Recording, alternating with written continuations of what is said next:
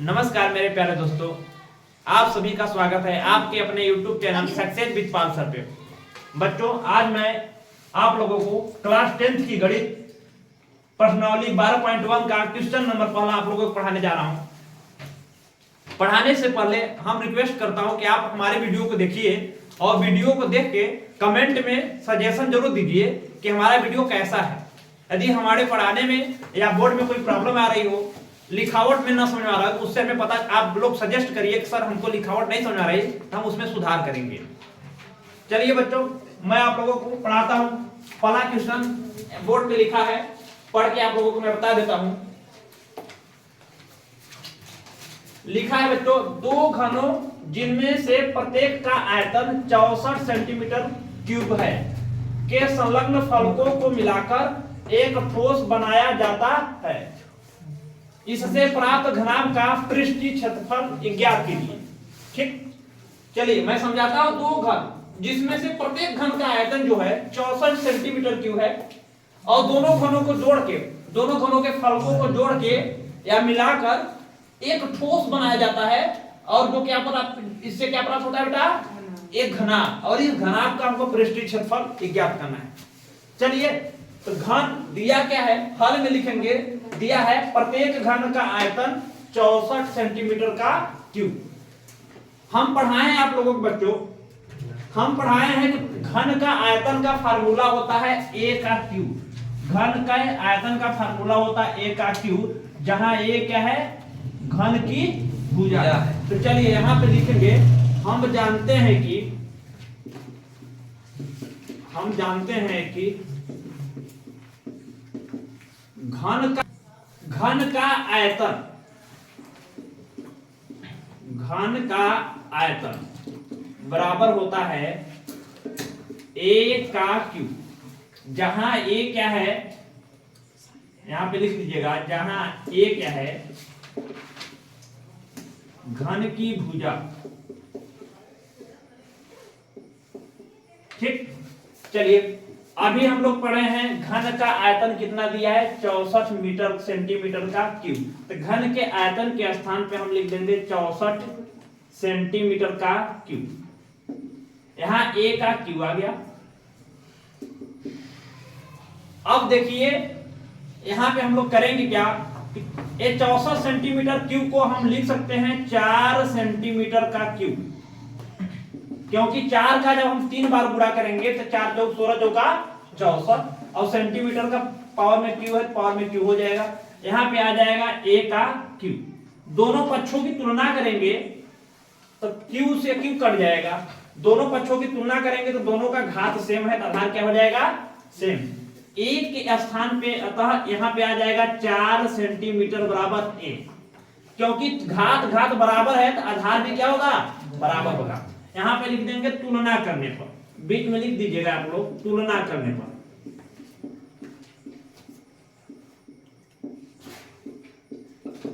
ठीक, अतः हमको चाहिए घन की भुजा, तो घन की भुजा को इधर लिख देंगे, 4 सेंटीमीटर को इधर लिख देंगे। यहां हो जाएगा a बराबर 4 सेंटीमीटर।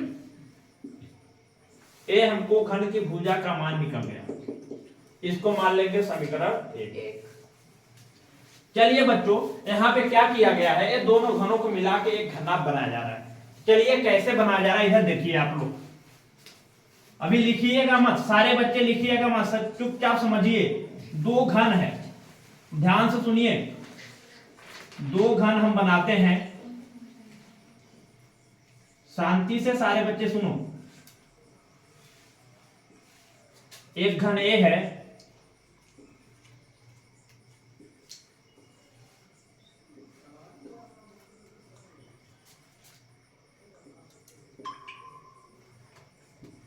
एक घन है, इन दोनों घन को जोड़ा जा रहा है। दोनों घन की जो भुजा है a है, ये दोनों घन है, ये दोनों क्या है? घन है। इसकी लंबाई चौड़ाई ऊंचाई सब समान है। ये दोनों को घनों को जोड़ के एक घनाभ बनाया जा रहा है। घनाभ इस टाइप से प्राप्त होगा, नीचे लिख देते हैं।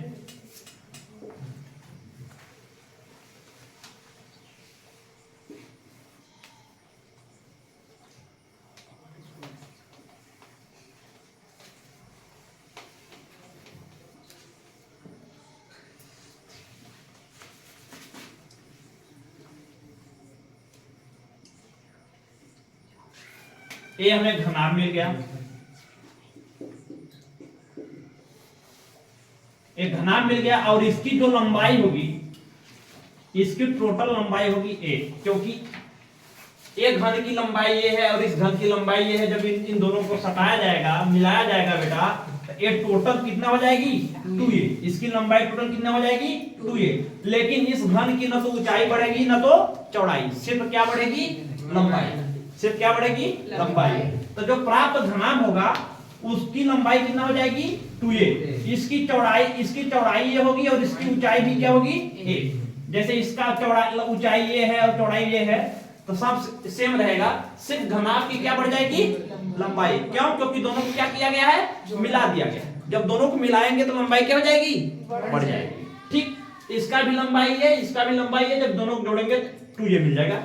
इसको आप लोग साइड में बना लेना कहीं, ठीक ना, क्वेश्चन में बीच में मत करना, नहीं बनाओगे तो कोई दिक्कत नहीं। यहाँ पे लिखेंगे, ध्यान सुनिएगा, यहाँ पे लिखेंगे दोनों घनों को जोड़ने पर, यहां पे लिखेंगे दोनों घनों के फलकों को मिलाने पर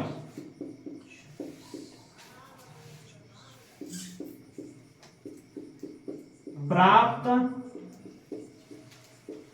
घनाभ की लंबाई, प्राप्त घनाभ की लंबाई यानी यल हो जाएगा आप लोगों का 2a। ठीक, इसकी चौड़ाई और ऊंचाई बदलने वाली नहीं है। घन की जो चौड़ाई और ऊंचाई थी वही रहेगी। ठीक, तो यहां पे चौड़ाई क्या होगी, इसकी चौड़ाई क्या होगी, चौड़ाई को हम लोग b से डिनोट करते हैं बच्चों, चौड़ाई हो जाएगी a। ठीक, और इसकी ऊंचाई कितनी हो जाएगी, इसकी ऊंचाई को हम लोग h से डिनोट करते हैं, ऊंचाई कितनी हो जाएगी a। ठीक, चलिए अब ये जब दोनों फलकों को मिला के एक घनाभ बनाया जा रहा है और इसी घनाभ का हमको पृष्ठीय क्षेत्रफल क्या करना है बेटा, निकालना है। चलिए हम लोग जानते हैं, हम लोग क्या निकाल लिया, अब घनाभ का पृष्ठीय क्षेत्रफल हम लोग निकालते हैं। ठीक है, कोई दिक्कत? देखो घनाभ का पृष्ठीय क्षेत्रफल क्या होता है, घनाभ के पृष्ठीय क्षेत्रफल का फार्मूला होता है 2 × लंबाई गुणे चौड़ाई प्लस चौड़ाई गुणे ऊंचाई प्लस ऊंचाई गुणे लंबाई। ठीक, यही फार्मूला है। अब बेटा हम लोग निकाल चुके हैं, यल का मान अभी निकाले हम लोग, यल का मान निकाले हैं 2a, लंबाई के स्थान पे लिखेंगे 2a, यहाँ बीच में गुणा है, b के स्थान पे लिखेंगे a, चौड़ाई ये है तो यहाँ पे a, और ऊंचाई भी ये है, कोई दिक्कत नहीं है, ऊंचाई भी ये है a, यहाँ गुणा लगाएंगे। यल का मान अभी हम लोग कितना निकाले हैं 2a, यल का मान हम लोग कितना निकाले हैं 2a। ठीक, चलो देखो बेटा, ए 2a का गुणा a में करेंगे तो यहाँ आ जाएगा 2a का स्क्वायर, a का गुणा a में करेंगे तो a का स्क्वायर, फिर a का गुणा 2a में करेंगे तो 2a का स्क्वायर। ठीक, देखो बेटा यहाँ पे 2a का स्क्वायर है, यहाँ पे a का स्क्वायर है, यहाँ पे 2a का square, 2a square 1a square 3a 3 2 5a square, इन तीनों को जोड़ेंगे तो आएगा 5a का स्क्वायर। ए बेटा ब्रैकेट को हटाएंगे तो बीच में लग जाएगा गुणा, 2 पंचे 10 a का स्क्वायर। ठीक, 10 अब a का मान रख देते हैं, a का मान है 4, a का मान कितना है 4, तो यहाँ आ जाएगा 4 का स्क्वायर, 10 और 4 का 16, 16 धाई 160। एक क्षेत्रफल है, ये क्या है बेटा क्षेत्रफल, तो हो जाएगा 60 सेंटीमीटर का स्क्वायर। समझ गए? ये a का मान कहां से रखे बेटा, समीकरण 1 से यहां पे दिखा देना, ये मान समीकरण 1 से रखे हो।